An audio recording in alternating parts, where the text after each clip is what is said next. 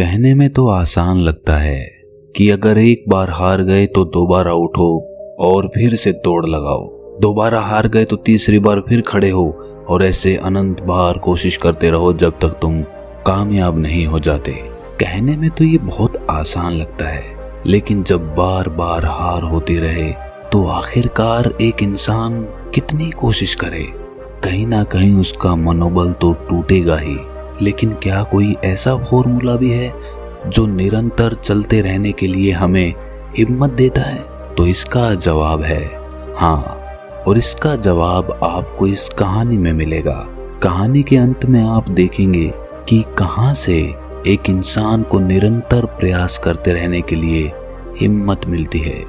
जिस तरह मैं भगवान बुद्ध की कहानियों से आप सबको मोटिवेट करता हूँ, वैसे ही आपका सिर्फ एक सब्सक्राइब करना मुझे मोटिवेट करता है। लेने और देने का ये सिलसिला चलता रहे, इसलिए इस चैनल को अभी सब्सक्राइब जरूर कर ले। तो चलिए कहानी शुरू करते हैं। भगवान बुद्ध के हजारों शिष्य थे। जब उनका एक शिष्य बुद्धत्व को प्राप्त हो जाता तो वो उसे किसी एक दिशा में भेजकर वहाँ के लोगों को जागरूक करने और ज्ञान देने के लिए भेज देते थे। बुद्ध का एक शिष्य बुद्ध के सानिध्य में 6 सालों से था। वो एक दिन महात्मा बुद्ध के पास आया और बुद्ध से कहा कि हे बुद्ध, मुझे आपके पास 6 साल हो गए हैं। मेरे बाद कितने शिष्य आए, उन्हें आपने इस बीच किसी एक दिशा में ज्ञान देने के लिए भेज दिया, लेकिन मुझे अभी तक नहीं भेजा। क्या मुझे अभी तक बुद्धत्व प्राप्त नहीं हुआ है? बुद्ध मुस्कुराए और बोले, ये तो तुम्हें खुद समझना होगा कि तुम्हें बुद्धत्व प्राप्त हुआ है या नहीं। शिष्य बोला, हे बुद्ध, आपने मुझे इन 6 सालों में जो भी उपदेश दिया है, मुझे वो सब याद है। आपकी बताई एक एक बात मुझे याद है। आप मुझसे कुछ भी पूछ सकते हैं, मैं आपको हर उत्तर देने के लिए सक्षम हूँ। आप मुझे एक मौका तो दें ताकि मैं किसी भी दिशा में जाकर लोगों को आपके ज्ञान के बारे में बता सकूं। बुद्ध ने कहा, ज्ञान की बातों को याद रखने से कुछ नहीं होता जब तक आप उसे अपने आचरण में ना लेकर आओ। जब तक आप किसी चीज को अपने आचरण में नहीं लाएंगे, तब तक आप दूसरों को नहीं कह सकते कि वो उसे अपने आचरण में लेकर आए। शिष्य ने कहा, जो भी हो, कृपा कर मुझे एक मौका तो दें। आप मुझ पर भरोसा रखें, मैं सभी को अपने ज्ञान से प्रभावित कर सकता हूँ। मैं लोगों को ऐसी बातें बता सकता हूँ जिससे उनके जीवन में शांति आएगी और वो शांतिपूर्वक अपना जीवन जी सकेंगे। बुद्ध ने कहा, अभी तुम तैयार नहीं हुए हो। जब तुम तैयार हो जाओगे, मैं तुम्हें खुद सही मार्ग पर जाने के लिए कहूँगा। शिष्य ने कहा, क्यों बुद्ध, आपने मुझे इन 6 सालों में इतना भी ज्ञान नहीं दिया जिससे मैं लोगों को प्रभावित कर सकूं? आखिरकार बुद्ध ने हार कर कहा, ठीक है, तुम पूर्व दिशा की तरफ चले जाओ। वहां तुम्हें एक गांव मिलेगा, उससे तुम भिक्षा मांग कर लाओ और वहां के लोगों को अपने ज्ञान के बारे में बताओ। कल सुबह तुम वहां अकेले जाना और शाम को आकर मुझे बताना कि तुमने कैसे वहां के लोगों की मदद की।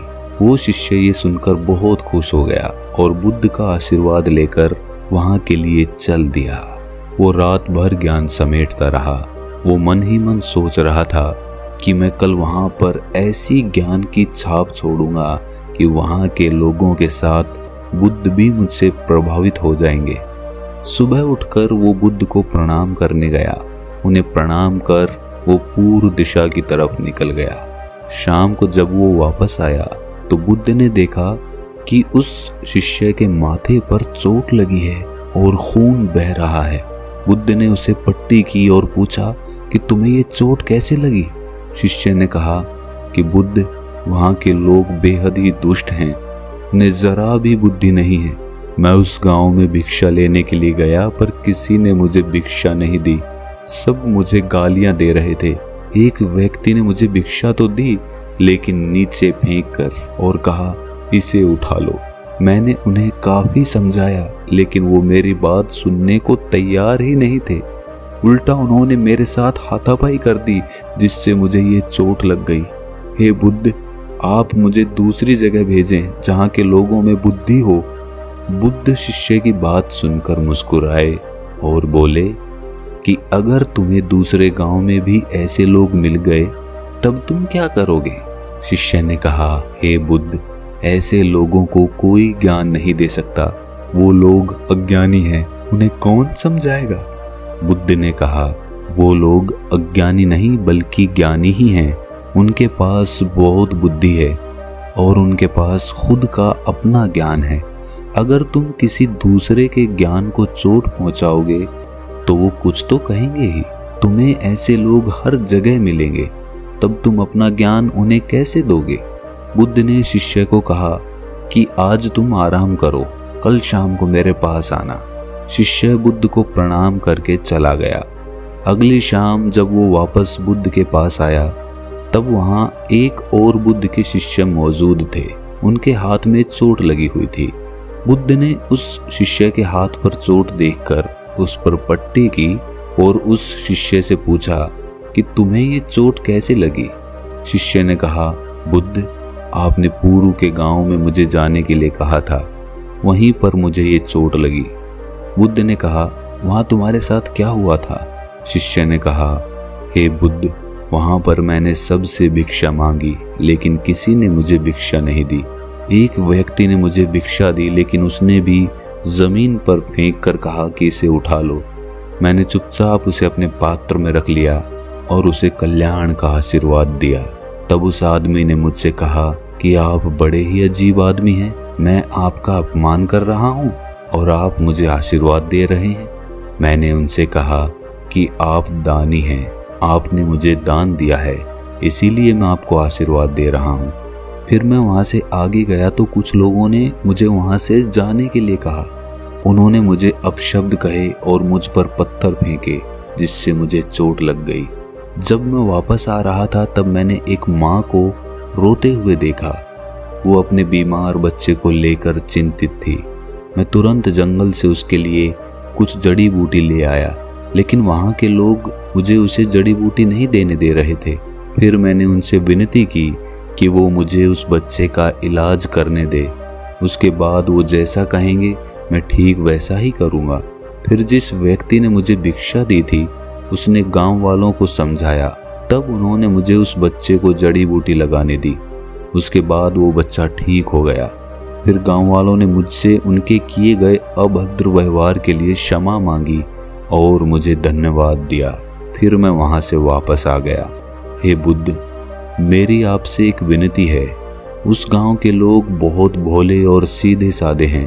क्या मैं रोज उसी गांव में जाकर भिक्षा मांग सकता हूँ? ये सभी बात वो पहला शिष्य भी सुन रहा था। उसने ये सुनते ही बुद्ध के चरणों में गिरकर कहा, हे बुद्ध, मैं समझ गया हूँ कि अभी मैं उस लायक नहीं हुआ हूँ कि दूसरों को ज्ञान दे सकूं। बुद्ध ने कहा, हमें बाहर वैसे ही लोग दिखाई देते हैं जैसे हम भीतर से होते हैं। जब तक हम स्वयं को नहीं बदलते तब तक हम किसी को नहीं बदल सकते। खुद में परिवर्तन बेहद जरूरी है। कोई भी बात बताने से पहले उसे आचरण में लाना बहुत जरूरी है, क्योंकि खुद के आचरण में लाई हुई चीज को समझाना और बताना बहुत आसान होता है और उसे लोग बेहद आसानी से समझ पाते हैं। तो दोस्तों, आप सोच रहे होंगे कि इसमें निरंतर प्रयास करने का कौन सा मंत्र है? तो यहीं पर हमारी समझ काम आती है। इस कहानी में दो पात्र थे। दोनों पात्र वहां से चोट खाकर आए। एक पात्र उनको गालियां निकालने लगा, लेकिन दूसरा पात्र फिर से वहीं जाने के लिए कहने लगा। ऐसे ही जब हमारे जीवन में कोई कठिनाई आती है या फिर हमारा प्रयास विफल हो जाता है तो या तो हम उससे मुंह मोड़ लेते हैं या उस काम को कभी करने की कोशिश ही नहीं करते हैं। लेकिन दूसरी तरह का पात्र उसी काम को करने का नजरिया बदल देता है। वो उसी नाकामयाबी में कुछ ना कुछ मोटिवेशन ढूंढ लेता है। जैसे एक नवजात बच्चा होता है, उसे शुरुआत में चलना नहीं आता है। वो बार बार चलता है, फिर गिर जाता है, वो फिर उठता है, फिर चलता है। उसके लिए वो गिरने का और चलने का एक खेल बन जाता है। उसके लिए वो मनोरंजन बन जाता है। उसको वो कोशिश नहीं लगती, उसको वो खेल लगने लगता है, क्योंकि उसके पास कोई दूसरी चीज करने को होती ही नहीं है। और हमारे पास करने को बहुत सारी चीजें होती हैं, इसीलिए हम जब एक चीज में असफल होते हैं तो हम दूसरी चीज की तरफ भागने लगते हैं। लेकिन अगर हम 100 जगह मिट्टी खोदने की बजाय एक ही जगह पर मिट्टी खोदते रहें तो एक दिन वो कुआं बन जाएगा और उसमें से पानी भी निकल आएगा। इस बात को अपनी गांठ बांध लो कि हर नाकामयाबी आपके लिए एक नया मनोरंजन लेकर आए, और अगली बार उसी काम को करने के लिए आप एक नया नजरिया लेकर आए। एक नए नजरिए से उस काम को देखने की कोशिश करें और फिर देखें कामयाबी आपके कदम चूमेगी। अगर ये कहानी आपको अच्छी लगी तो इसे अपने दोस्तों, रिश्तेदारों और मित्रों के साथ साझा जरूर करें, और ऐसी ही कहानी सुनते रहने के लिए हमारे चैनल को सब्सक्राइब जरूर कर लें और नोटिफिकेशन बेल को ऑन कर दें। तो मिलते हैं अगली किसी कहानी में, तब तक के लिए अपना ख्याल रखें।